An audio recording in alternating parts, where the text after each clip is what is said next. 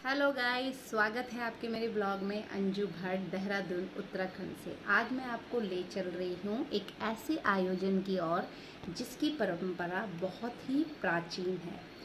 तो वहाँ जाने से पहले मैं आपको कुछ वहाँ के बारे में बोलना चाहूँगी, तो बताना चाहूँगी और आप ध्यान से सुनिए। पुरानी टिहरी में जब रामलीला होती थी तो उसमें जन्माष्टमी के दिन हनुमान ध्वजा किया जाता था और नगर परिक्रमा होती थी। लेकिन वर्ष 2002 में जब टिहरी डूबी थी तब ये परंपरा बंद हो गई।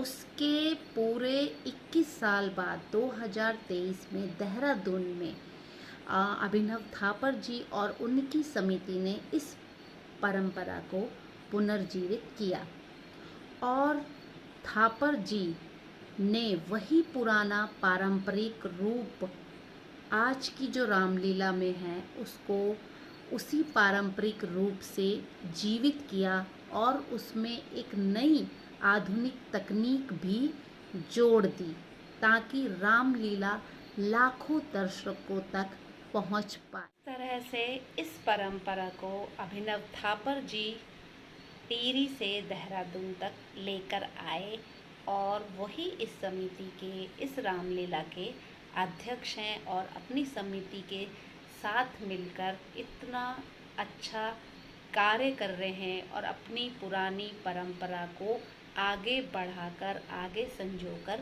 उन्होंने रखा है। इससे पहले उन्होंने टिहरी नगर में भी रामलीला पिछले साल की थी, जहां पर चीफ गेस्ट के तौर पर हमारे बॉलीवुड एक्टर शक्ति कपूर जी आए थे। जैसा कि मैं आपको बोल रही हूँ, तो अभिनव थापर जी अपनी पुरानी परंपरा को आगे लेके जा रहे हैं, उनके लिए सैल्यूट है।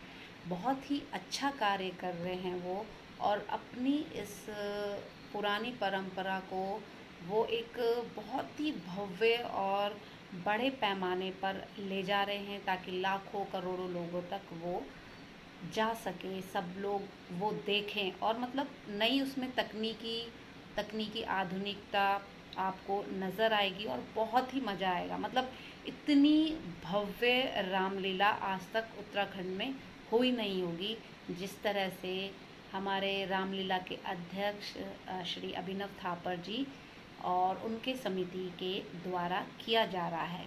तो अब आप इस साल सोच रहे होंगे कि अब इस बार रामलीला में नया क्या होगा। तो इस साल रामलीला, भव्य रामलीला में बहुत कुछ खास होने वाला है। इसमें पारंपरिक झलक के साथ आधुनिक लेज़र और साउंड शो भी होगा और साथ ही आपको एक बहुत बड़ा मेला देखने को मिलेगा। तो दोस्तों, इंतज़ार कीजिए।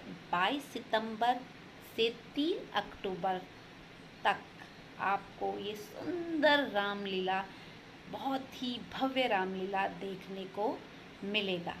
जब देहरादून में ये भव्य रामलीला महोत्सव आयोजित होने जा रहा है, तो चलिए मैं अब आपको ले चलती हूँ हनुमान ध्वजा स्थापना समारोह की कुछ झलकियाँ दिखाने।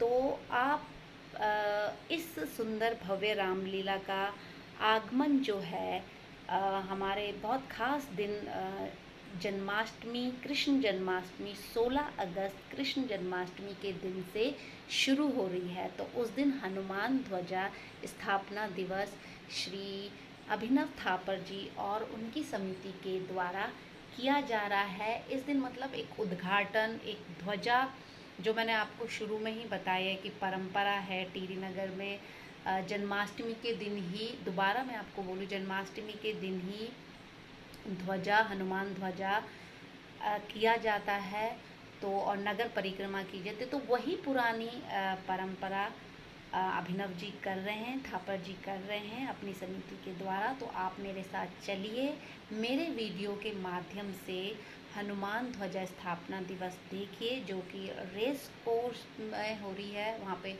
बन्नू स्कूल भी बोलते हैं। तो आप मेरे थ्रू चलिए, मैं आपको वहाँ पे सीधा लेके चलती हूँ जहाँ पर हनुमान ध्वजा स्थापना दिवस समारोह हो रहा है।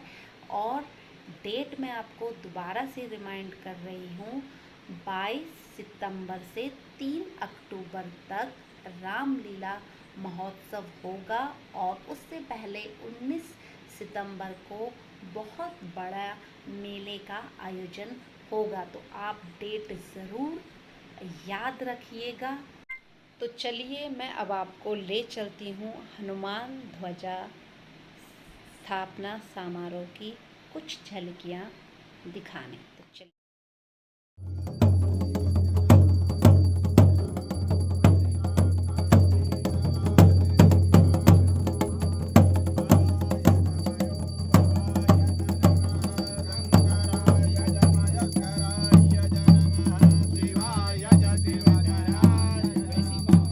सो गाइस देखिए, अब हम आ गए हैं रेस कोर्स में, श्री गुरु नानक मैदान में, जहां पर हनुमान ध्वजा स्थापना का भव्य आयोजन आप देख सकते हैं कितने अच्छे से हो रहा है। 11 बजे से स्टार्ट हो गया था। उस दिन बहुत तेज़ बारिश भी हो रही थी, पर थापर जी जो निश्चय कर लेते हैं उसमें चाहे आंधी आए, चाहे तार बारिश आए, चाहे कुछ आए, उसके बाद बारिश, भगवान का इतना शुभ कार्य हो रहा था तो धीरे धीरे थोड़ी थोड़ी करके बंद होने लग गई थी। तो आप यहाँ पे देख रहे हैं बहुत ही सुंदर से सब हवन कर रहे हैं, बहुत ही श्रद्धा भाव से। कितना अच्छा हवन चल रहा है, सब लोग श्रद्धा से आहुति दे रहे हैं। ध्वजा पूजन की विधि हो रही है। उससे पहले जब मैंने आपको दिखाया था एंट्री से धोल दमोल गढ़वाल की, उत्तराखंड की जो डोल धमोल हैं उसकी शुरुआत हो रही है। मतलब पूरा उत्तराखंड के रिचुअल्स हैं जो थापर जी ने पूरे करे हुए हैं और बहुत ही सब बहुत श्रद्धा भक्ति से उत्साह से सब हवन कर रहे हैं। बड़े हवन में बिल्कुल बहुत ही उनके हवन करने में इतनी श्रद्धा दिख रही है, वो आपको मेरे स्क्रीन पे दिख रही होगी। इस माहौल का आनंद आप मेरी स्क्रीन के जरिए ले सकते हैं। पूरी श्रद्धा से झंडे पर तिलक लगाया गया है, झंडा चढ़ाया गया है, ध्वज, और पूरी श्रद्धा भाव से ध्वजा पूजन पर भगवान श्री राम और हनुमान जी का आशीर्वाद प्राप्त किया। और यह आयोजन न केवल धार्मिक परंपरा नहीं बल्कि आगामी भव्य रामलीला महोत्सव 2025 का शुभारंभ है, जो 22 सितंबर से 3 अक्टूबर तक होने जा रहा है। और ये बहुत ख़ास होने वाली है। मैं आपको दोबारा बता रही हूँ, इसमें मतलब 55 लाख दर्शकों की रिकॉर्ड व्यूवरशिप को देखा जा सकता है। और पहली बार उत्तराखंड में लेज़र साउंड होगा और साथ में बहुत ही भव्य मेला, रावण दहन और बहुत ही संस्कृति से जुड़े कार्यक्रम ऐतिहासिक तौर पर यहाँ पर होंगे। खेल जगत से और बॉलीवुड से कुछ सितारे भी आ सकते हैं, आपको देखने को मिलेगा।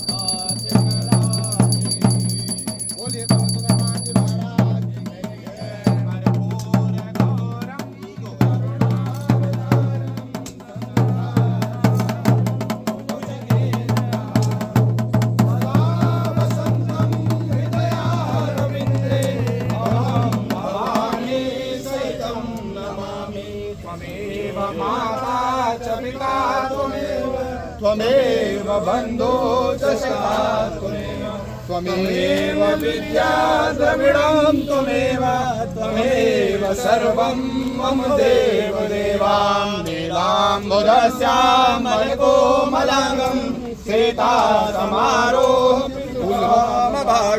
पाणो महासायकचारुचापं नमामि रामं रघुवंशनाथं नमामि कृष्णं युधवंशनाथं मनोजवं मारुततुल्यवेगं जितेन्द्रियं बुद्धिमतां वरिष्ठं वातात्मजं वानरयोतमुख्यं श्रीरामदूतं शरणं प्रपद्ये श्रीरामचन्द्रं शरणं प्रपद्ये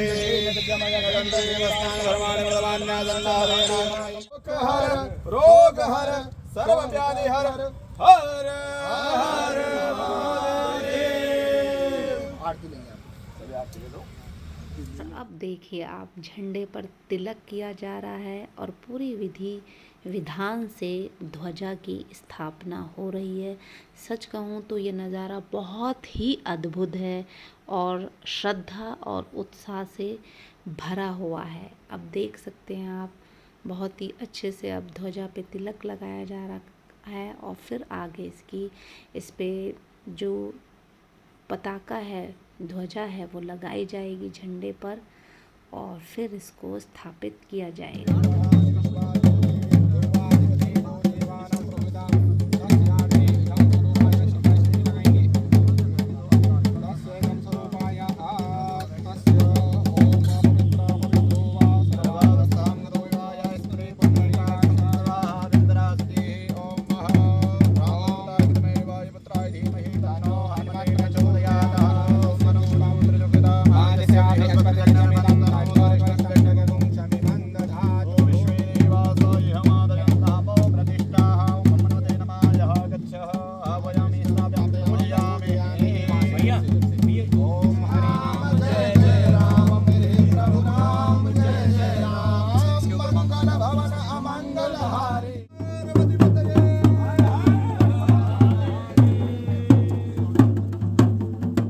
दोस्तों, आज का यह हनुमान ध्वजा स्थापना का भव्य नज़ारा आपको कैसा लगा, कमेंट में ज़रूर बताइएगा। अगर वीडियो अच्छा लगा हो तो लाइक, शेयर और सब्सक्राइब करना मत भूलना। मिलते हैं अगले ब्लॉग में। जय श्री राम।